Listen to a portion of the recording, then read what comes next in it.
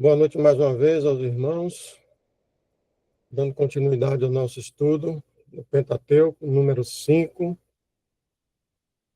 do irmão Mackintosh. Vamos lá. Algum irmão quiser fazer algum comentário, é só dar um alô aí, ou então eu dou uma paradinha em cada parágrafo. E o Senhor falou a Moisés, dizendo: ordena aos filhos de Israel que lancem para fora do arraial todo leproso, e todo aquele que tiver fluxo, e todo aquele que estiver contaminado por algum morto, tanto o homem como a mulher, lançareis para fora do arraial os lançareis, para que não contaminem os seus arraiais, no meio dos quais eu habito. E os filhos de Israel fizeram assim, e os lançaram para fora do arraial. Como o Senhor falou a Moisés, assim fizeram os filhos de Israel. Números capítulo 5, versos 1 a 4. Aqui nós nos desdobramos, em poucas palavras, o grande princípio fundamental no qual a disciplina da Assembleia é fundada. Um princípio, podemos dizer, da mais alta importância, embora, infelizmente, não tão pouco compreendido ou atendido. Era a presença de Deus no meio de seu povo, Israel, que exigia santidade da parte deles, para que não contaminem os seus arraiais no meio dos quais eu habito. O lugar onde o santo habita deve ser santo. Esta é uma verdade clara e necessária. Já observamos que a redenção era a base da habitação de Deus no meio de seu povo. Mas devemos lembrar que a disciplina era essencial para a sua continuidade entre eles. Ele não podia habitar onde o mal era deliberada e declaradamente sancionado. Bendito seja seu nome. Ele pode e suporta a fraqueza e a ignorância, mas ele é de olhos mais puros do que para contemplar o mal, e não pode olhar para a iniquidade. O mal não pode habitar com ele, nem ele pode ter comunhão com ele. Isso envolveria uma negação de sua própria natureza, e ele não pode negar a si mesmo. Aproveitar esse pequeno trecho, e os irmãos me dêem ajuda aí, sobre esse momento que diz aqui. Ele pode suportar a fraqueza, mas os olhos, e não pode olhar para a iniquidade. O mal não pode habitar com ele, ele não pode ter comunhão com ele, ou seja, o Senhor não pode ter comunhão com ele, e nem o mal, e vice-versa.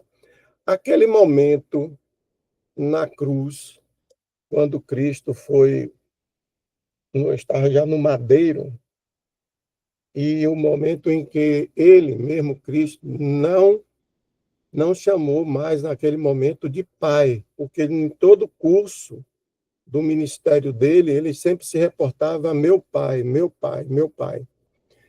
E no madeiro, ele não chamou meu pai, ele chamou de Deus, porque me abandonaste, Yahvé.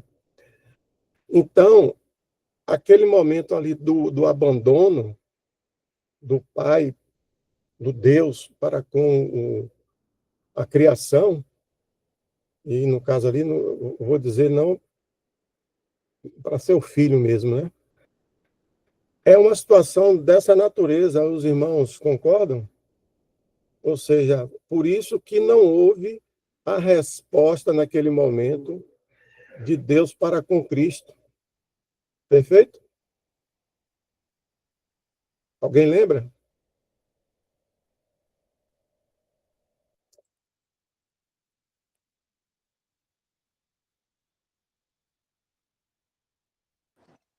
O que Acredito que sim, irmão. é, entrar na presença de Deus não é algo que possa ser conseguido por meio da força humana. E naquele momento ali, Cristo estava na circunstância da força humana, ou seja, carregado de pecado. Automaticamente, como Deus não coaduna e nem tem comunhão com o pecado, automaticamente ele não tinha como atendê-lo. E aí, Alexandre? Não, eu estava dizendo que eu acredito que sim, justamente pelo que o irmão falou aí agora, né? Deus não teria como executar o juízo, né, no seu próprio filho se ele estivesse ainda em comunhão, né, com ele. Então Deus o abandona, né, por assim dizer, como filho, enxerga nele o pecado, né? O pecado porque ele se fez pecado para sobre ele, né, derramar a ira de Deus, né, sobre o pecado. Então ali foi uma quebra de comunhão, vamos dizer assim, necessária por Deus para que Deus pudesse executar o juízo exigido pelo pecado, né, pela santa justiça de Deus, para que pudesse ser feito o sacrifício e ele ser justo e justificador daqueles que creem, né? Perfeito. Ok. Por isso que ele não pode negar a si mesmo, né? Porque, do contrário, ia contradizer todo um ensinamento e um fundamento dado pelo próprio Pai, de como ele é, a disciplina, de tudo em si. Perfeito. Já começa aqui, mais em cima, não? Ah, sim. Crente individual, tem alguma coisa estranha, começando letra minúscula, terminamos aqui o. Vamos lá. Crente individual, e ainda assim há muito mal nele, é verdade que o Espírito Santo habita no crente, com base na redenção consumada. Ele está lá, não como a sanção do que é da natureza, mas como o selo do que é de Cristo. E sua presença e comunhão são desfrutadas apenas na proporção em que o mal em nós. Pode subir?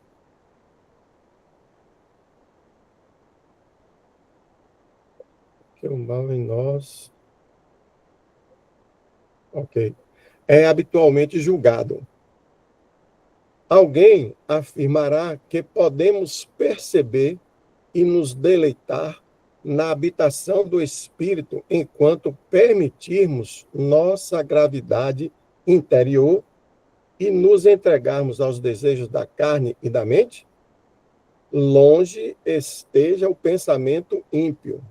Não. Devemos julgar nós mesmos e deixar de lado tudo o que for inconsistente com a santidade daquele que habita em nós. Nosso velho homem não é reconhecido de forma alguma. Ele não tem existência diante de Deus. Foi condenado completamente na cruz de Cristo. sentimos suas obras, ai de nós, e temos que lamentar sobre elas e nos julgar por conta delas.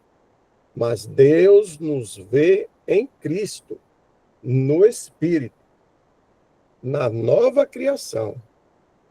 E, além disso, o Espírito Santo habita no corpo do crente, no solo do sangue de Cristo. E essa habitação exige o julgamento do mal em todas as formas e feitios. Pode subir?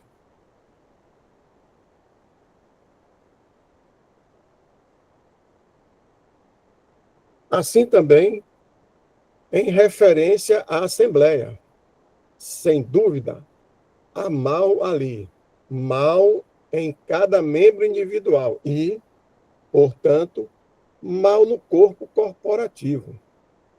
Mas ele deve ser julgado e, se julgado, não é permitido agir, é tornado nulo.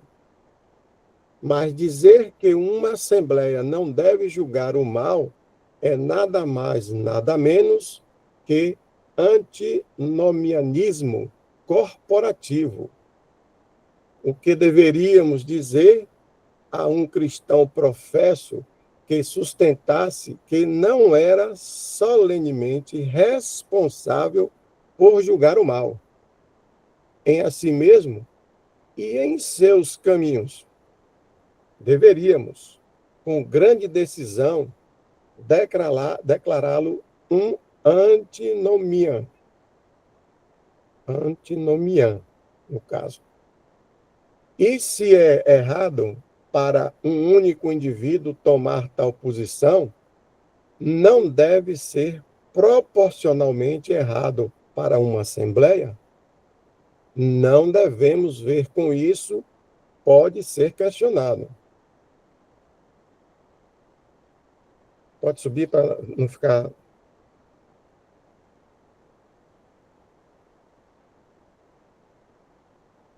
Qual teria sido o resultado se Israel tivesse se recusado a obedecer à ordem peremptória dada na abertura do capítulo diante de nós? Supondo que eles, apropriado que mortais pobres, falhos e errantes, como nós, julguem alguém. Essas pessoas com lepra e o problema, e assim por diante, são tão israelitas quanto nós, e têm tanto direito a todas as bênçãos e privilégios do acampamento quanto nós temos. Não achamos, portanto, que seria certo para nós expulsá-los. Agora, qual perguntamos? Teria sido a réplica de Deus a tal resposta? Se o leitor se voltar por um instante para Josué 7, ele encontrará uma resposta tão solene quanto poderia ser dada. Que ele se aproxime e inspecione cuidadosamente aquele grande monte de pedras no vale de Acor. Que ele leia a inscrição ali. O que é?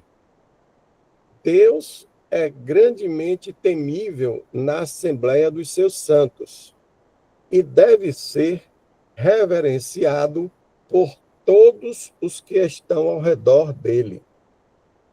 Nosso Deus é um fogo consumidor. Qual é o significado de tudo isso? Vamos ouvir e considerar. Pode subir?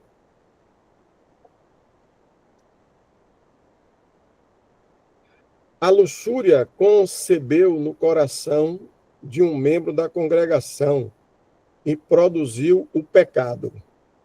O que então?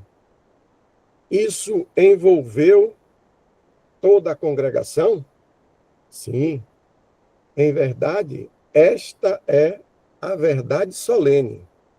Israel, não apenas Acã pecou, e eles também transgrediram a minha aliança que lhes ordenei, pois eles até tomaram da coisa anátema, e também roubaram, e também dissimularam, e até a puseram entre as suas próprias coisas.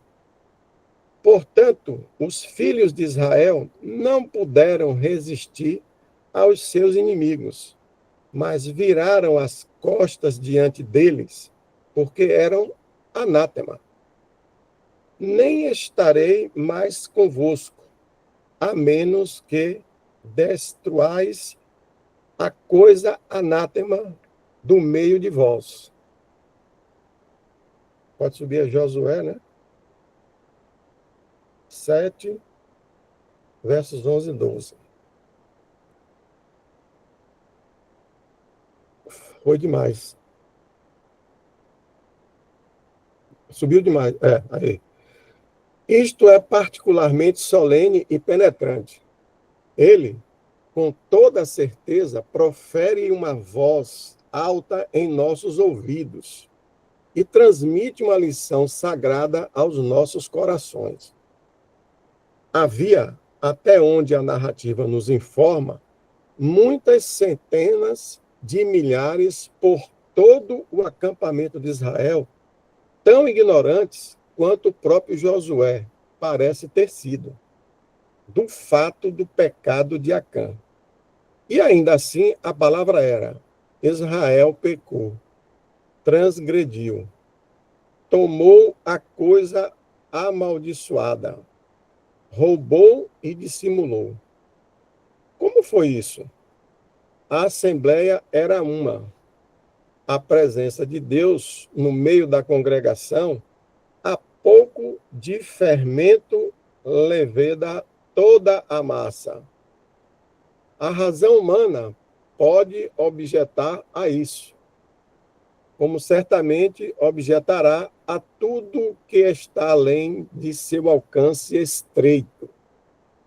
Mas Deus disse isso, e isso é suficiente para a mente crente.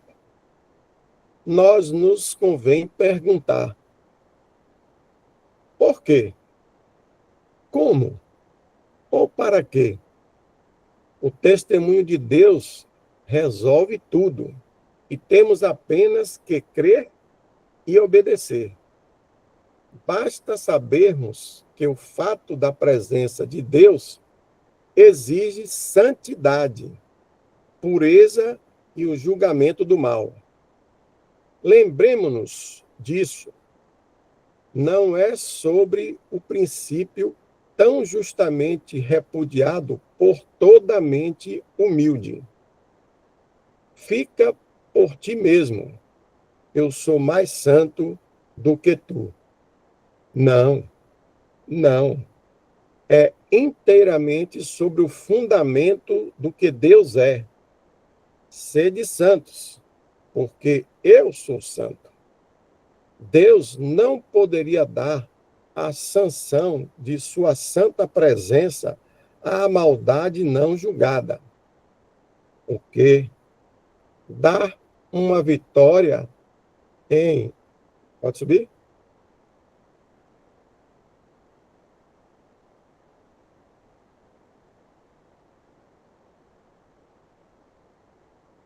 Dá uma vitória em Ai com um Acã no acampamento? Impossível. Uma vitória sob tais circunstâncias teria sido uma desonra a Deus e a pior coisa que poderia ter acontecido a Israel. Não poderia ser. Israel deve ser castigado. Eles devem ser humilhados e quebrados. Eles devem ser trazidos para o vale de Acor, o lugar de problemas, pois somente ali pode uma porta de esperança ser aberta quando o mal entra. Que o leitor não entenda mal. este grande princípio prático. Tememos que ele tenha sido muito mal compreendido por muitos do povo de Deus.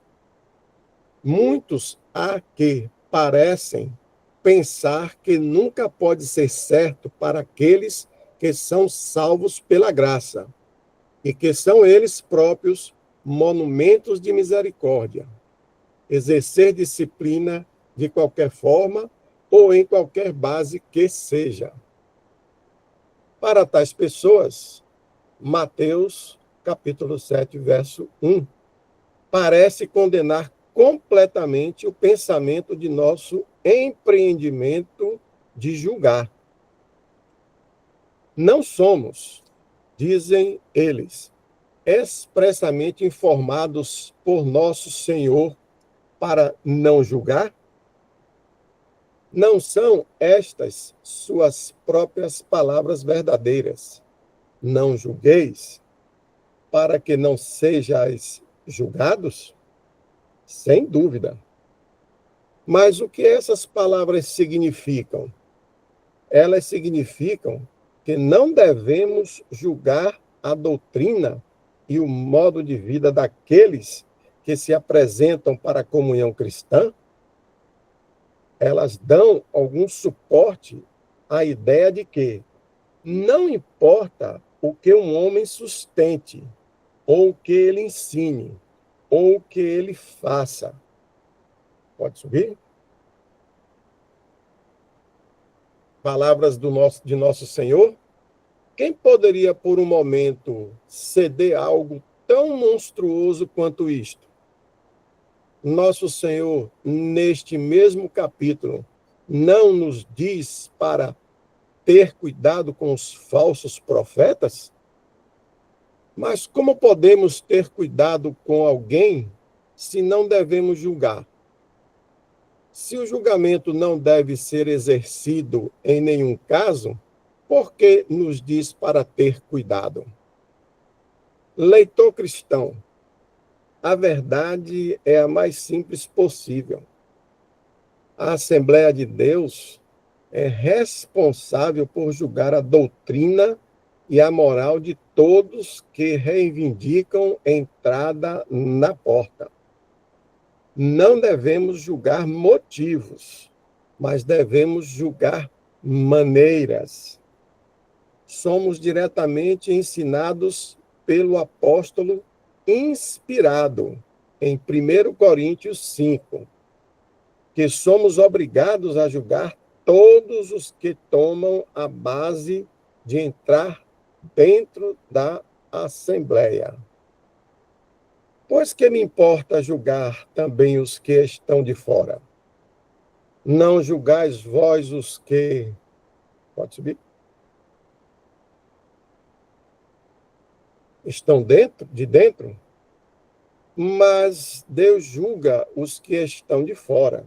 Portanto, tirai do meio de vós esse perverso. 1 Coríntios, capítulo 5, versos 12, 13.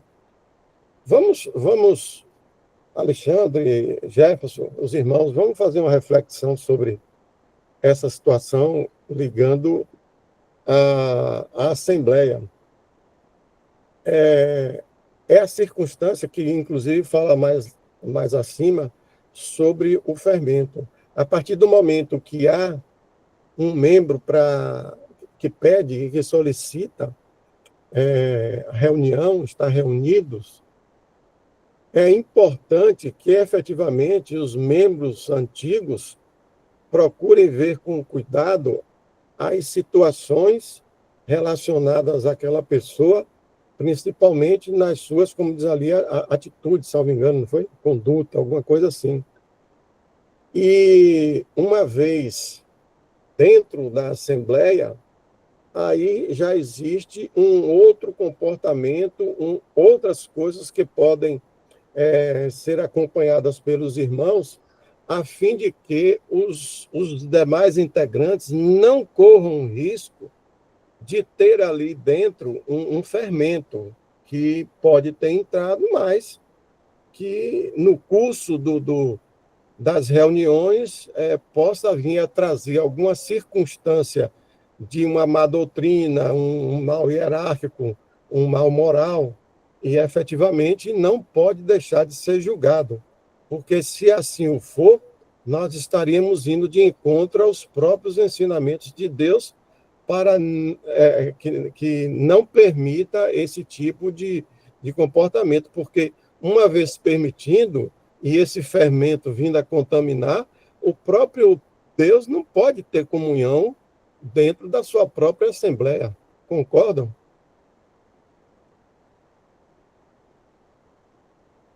Eu vou pegar a palavra por um momento.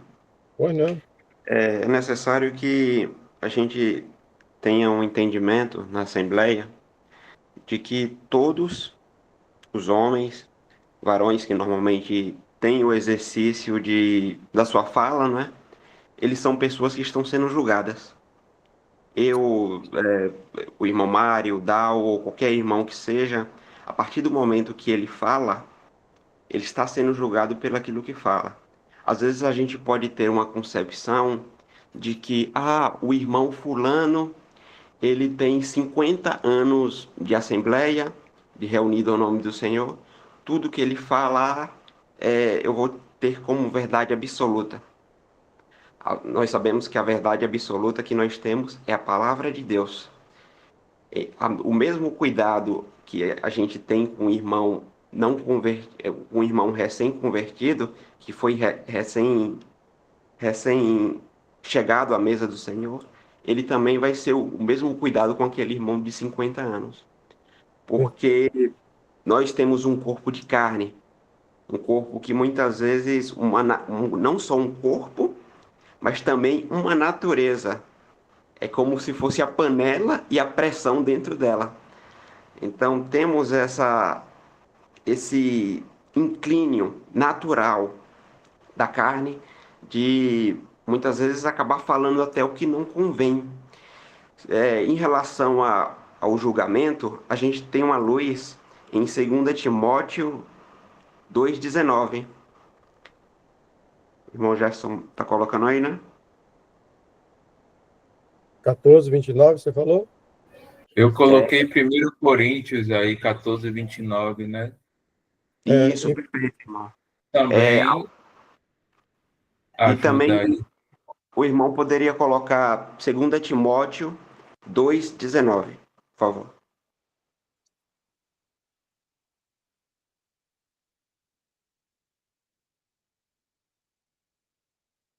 Segundo 2 Timóteo 2,19. 19.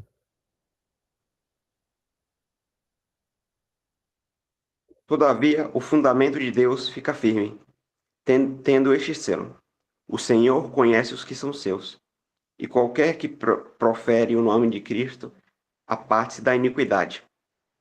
Perfeito. Então, a gente sabe que o coração, verdadeiramente, o irmão citou as motivações, né?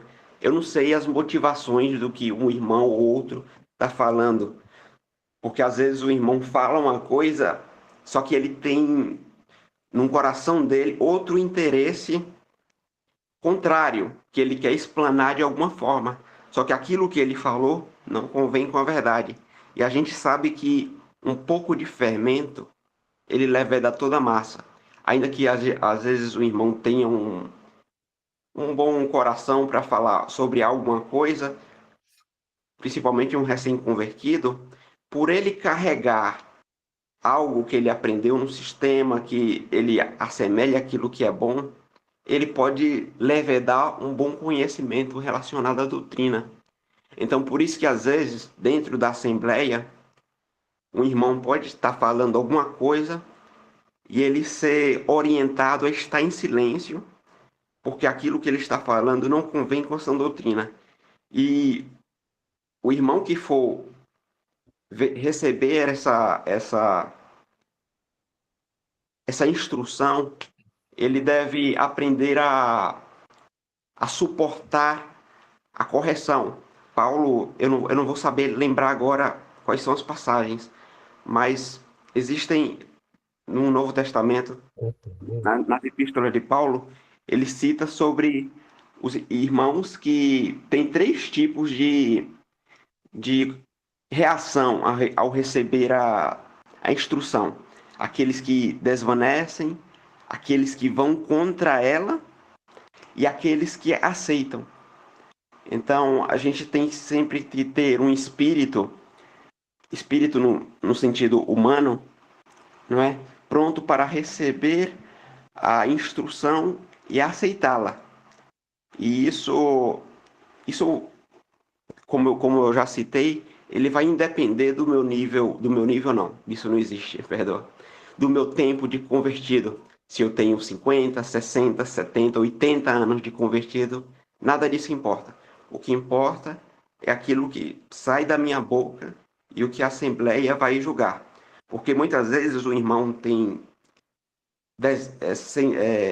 décadas de ano de convertido, porém ele vai chegando a uma idade onde as suas funções de entendimento, por causa do corpo, não é? Elas vão se desvanecendo. Então é comum que a gente vá numa assembleia e a gente veja um irmão muito velhinho, às vezes perdendo a sua linha de raciocínio, mas aquilo que ele fala ainda está correto, só que a gente tem que sempre saber dosar a medida do julgamento para caso. Só isso, irmãos. Perfeito, Fernando. Você fez me lembrar agora, irmão, eu não sei se algum dos irmãos presentes já teve a oportunidade de participar de alguma atividade de artes marciais. Eu era aluno do professor Miguel, quinto dan em Hapkido, e ele convidou um faixa preta, segundo foi terceiro dan, não me recordo agora, para poder visitar lá o nosso templo. E eu era um dos que tinha, assim, razoavelmente uma força razoável nos braços e nas pernas. Só que a minha faixa era bem inferior à dele. Ele era faixa preta, eu era azul. No entanto, ele colocou esse faixa preta para poder fazer alguns movimentos comigo. E eu consegui fazer um movimento de chave que eu prendi o faixa preta e ele não pôde sair, e para sair ele utilizou um conhecimento a mais da faixa preta, mas de uma forma irregular, com uma pancada na minha mão que subiu, eu fiquei com a mão praticamente para engessar. Então, ele foi punido por isso. Por quê? Porque ele não aceitou ter sido, vamos dizer assim, neutralizado por um faixa bem menor do que a dele. Ele foi assim, massacrou o orgulho dele. Então, ele teve que ser repreendido e foi proibido de poder retornar a ser convidado lá no templo para esse tipo de coisa. Porque ele não mostrou maturidade com relação a esse tipo de coisa. Então, por mais que você tenha um irmão novo na casa, efetivamente, você tem razão, não quer dizer que os demais estejam bem superiores no conhecimento, porque Deus pode julgar qualquer um dos dois. Eu observo nos dias de hoje, por exemplo, olha as condições que nós estamos hoje nos dias deste mundo, né? Podemos ver claramente que o inimigo tem feito um excelente trabalho para estabelecer o quê? Um muro intransponível entre o Altíssimo e nós. O inimigo está constantemente fazendo barreiras para que nós não tenhamos a continuidade da comunhão com Deus. Então, o que é que nós precisamos ter em nossa mente, em nossa cabeça? Precisamos ter em mente que tudo aquilo que nos afasta de Deus é nosso adversário. E somente o poder do Senhor pode vencê-lo. Por quê? Porque nós somos falhos. Nós temos, como o irmão falou, uma circunstância carnal, nós temos o início adâmico lá que ainda nos enfraquece em determinadas circunstâncias. E só Deus para poder efetivamente com a nossa vontade de estar junto ao Espírito, de poder ajudar. Né? Até aí. Algum irmão quiser fazer mais algum outro comentário?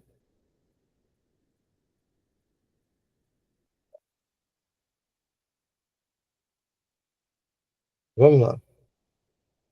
Isto é muito distinto. Não devemos julgar aqueles de fora, mas devemos julgar aqueles de dentro. Isto é, aqueles que assumem a posição de serem cristãos, de serem membros da Assembleia de Deus. Todos esses entram no alcance do julgamento.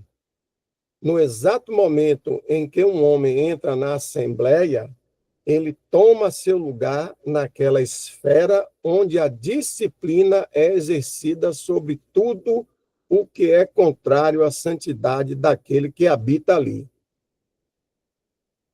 E que o leitor não suponha, por um momento, que a unidade do corpo é tocada quando a disciplina da casa é mantida. Isso seria um erro muito sério, de fato, e, no entanto, infelizmente, é muito comum. Ouvimos frequentemente dizer daqueles que corretamente buscam manter a disciplina da casa de Deus, que eles... Pode subir? Que eles estão destruindo o corpo de Cristo. Dificilmente poderia haver um erro maior. O fato é que o primeiro é nosso dever sagrado, o último, uma impossibilidade total.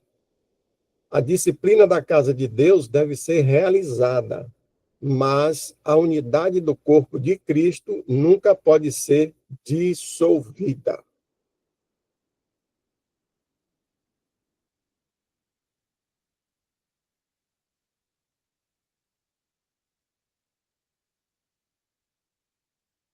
Pode dar uma olhada na próxima para ver aí se é algum texto muito longo. O meu relógio aqui no computador são 21. Vê aí se é um texto que eu posso levar até algum lugar. Então, vamos lá. Dá para levar, né?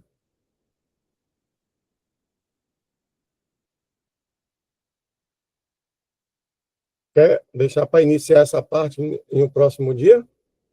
Quer que os irmãos entendem aí? Dá para levar, Nilton. Aqui falta 2 minutos ainda. Pronto, então vamos lá. A disciplina da casa de Deus, repetindo, deve ser realizada, mas a unidade do corpo de Cristo nunca pode ser dissolvida. De Cristo, isto também é um erro. Nenhum membro do corpo de Cristo pode ser perturbado. Cada membro foi incorporado em seu lugar pelo Espírito Santo, em busca do propósito eterno de Deus, e com base na expiação consumada de Cristo. Nem qualquer poder de homens ou demônios pode cortar um único membro do corpo. Todos estão indissoluvelmente unidos em uma unidade perfeita e mantidos nela pelo poder divino. A unidade da Igreja de Deus pode ser comparada a uma corrente que se estende sobre um rio. Você a vê em ambos os lados, mas ela mergulha no meio. E se você fosse julgar pela visão de seus olhos, você poderia supor que a corrente havia sido cedido no centro. Assim é com a Igreja de Deus. Ela era vista como uma no começo. Ela será vista como uma aos poucos. E é, aos olhos de Deus, uma agora, embora a unidade não seja visível aos olhos mortais. Que bom, viu? É do último momento que o leitor cristão deve estar completamente esclarecido sobre esta grande questão da igreja. O inimigo tem procurado, por todos os meios ao seu alcance, lançar poeira nos olhos do querido povo de Deus, para que eles não vejam a verdade neste assunto. Temos, de um lado, a unidade alardeada do catolicismo romano e, do outro lado, as divisões deploráveis do protestantismo. Só um instante, irmãos. Olha que coincidência ele colocou aqui com o que eu falei há poucos instantes. Eu disse que hoje, no dia de hoje, o inimigo está com um estabelecimento de uma circunstância tão excelente que procura fazer todo tipo de obstáculo para separar Deus com a comunhão com nós. Olha aqui o que o irmão está falando. Basicamente isso. Está vendo? Interessante. Roma aponta com um ar de triunfo para as numerosas seitas de protestantes.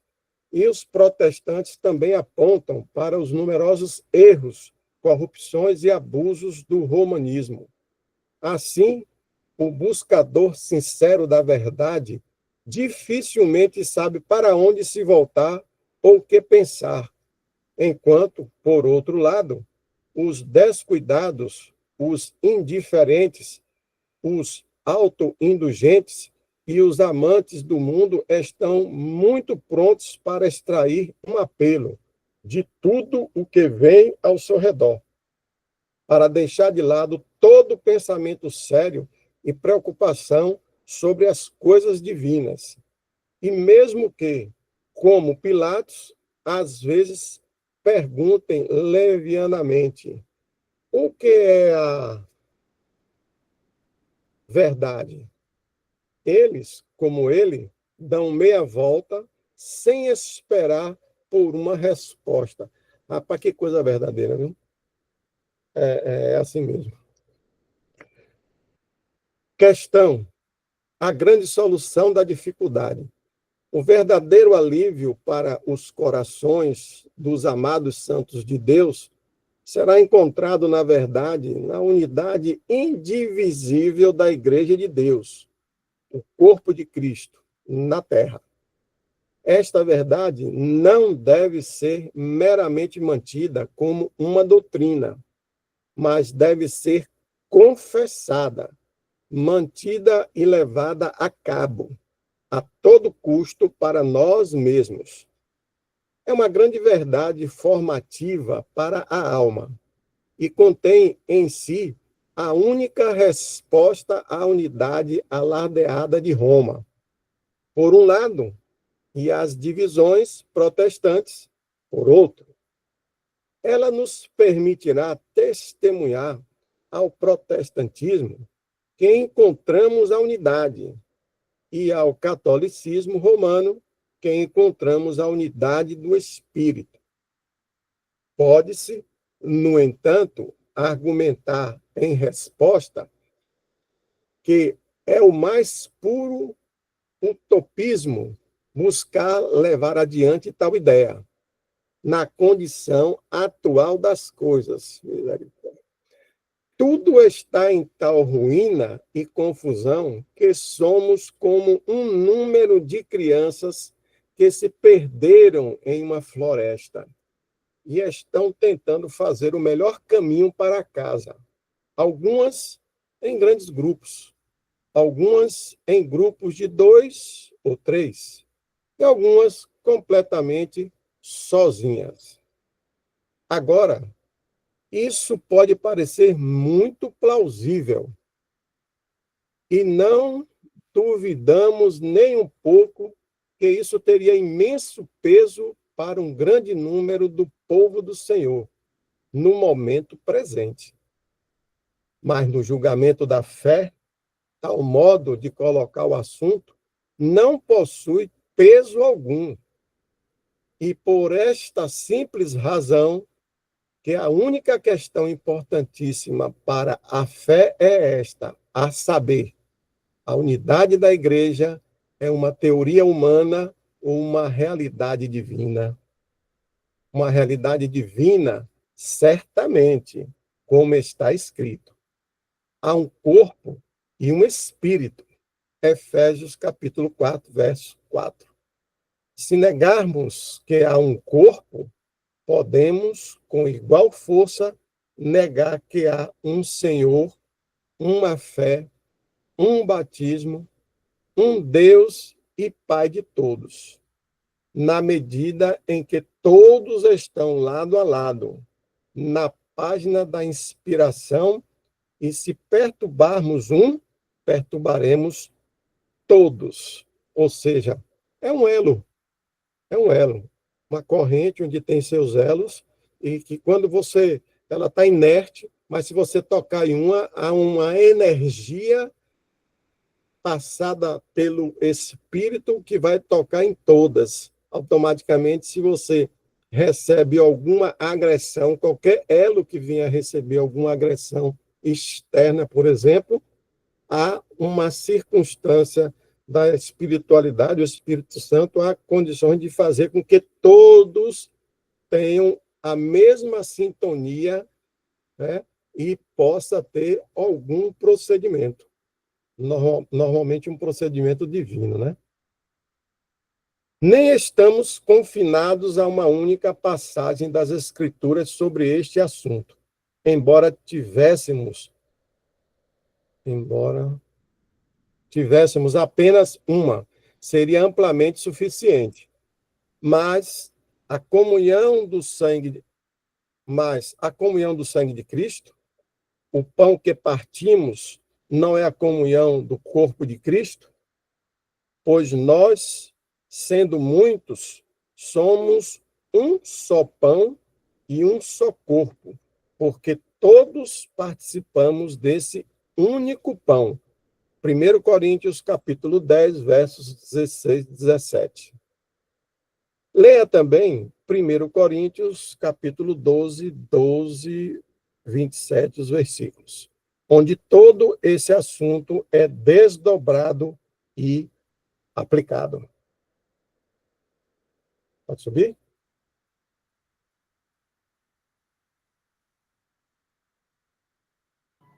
Perdão, Newton. Eu acho que já deu o horário, irmão. Passamos um pouquinho para aproveitar o tempo que atraso, né? Os irmãos foram chegando. A gente continua desse parágrafo aí em uma palavra. Só vou aqui marcar para deixar para a próxima semana. Tudo bem, pode marcar aí. Mas a minha continuidade também naquele momento é aquela circunstância, quando o mestre chama para caminhar 1 quilômetro, caminhe com ele 2. A obediência, a disciplina faz parte.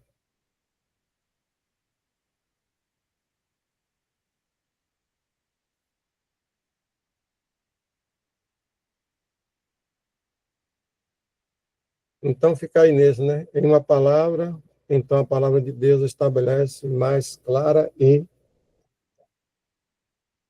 deixa para o próximo. Ok, irmãos, graças ao Senhor, nos ajudou até aqui. E na próxima semana, assim, o Senhor permitindo, vamos dar continuidade aqui ao estudo desse livro, dos comentários do irmão McIntosh, de Números. Isaac, pai de Abner e Rafaela, pode estar agradecendo, irmão? Vou estar tirando a gravação.